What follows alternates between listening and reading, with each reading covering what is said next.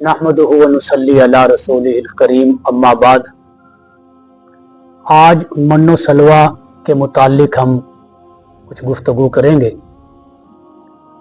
बनी इसराइल की कौम मूसा अलैहिस्सलाम के साथ जब मिस्र से हिजरत करके मैदान ती में आई और दरिया पार कर गई, फिरौन उस दरिया में अपने लौ लश्कर समेत हलाक हो गया। उस मैदान ती में कौम बनी इसराइल ने 40 साल गुजारे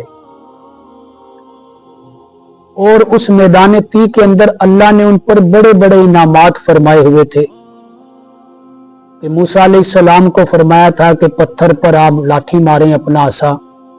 12 चश्मे अल्लाह ने कौम बनी इसराइल के 12 कबीलों के लिए मैदान ती में जारी फरमा दिए। इसी तरह बादल उन पर साया किया करते थे उस मैदान ती में। इसी तरह जो उनका लिबास था ना मैला होता था ना फटता था। बच्चे बड़े होते उनके साथ साथ उनका लिबास भी बढ़ता रहता था। ये भी अल्लाह का एक इनाम था।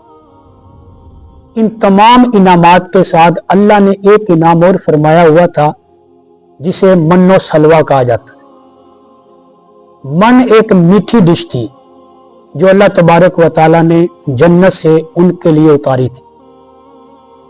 रोजाना सुबह फजर के बाद से लेकर कुछ देर तक वो मीठी डिश मन की शक्ल में अल्लाह तबारक व तआला आसमानों से उतारते थे और वो लोग खाते थे। और इसी तरह सलवा जो है वो छोटे छोटे परिंदों, भुने हुए गोश्त छोटे छोटे परिंदों का, ये अल्लाह तबारक व तआला कौम बनी इसराइल के लिए मैदान ती में उतारा करते थे। इसे मन्नो सलवा कहते हैं। कुरान में इसका जिक्र मौजूद है कि अल्लाह ने उनके मीठे का भी इंतजाम किया, नमकीन का भी इंतजाम किया, साए का भी इंतजाम किया, पानी का भी इंतजाम किया, लिबास का भी इंतजाम किया।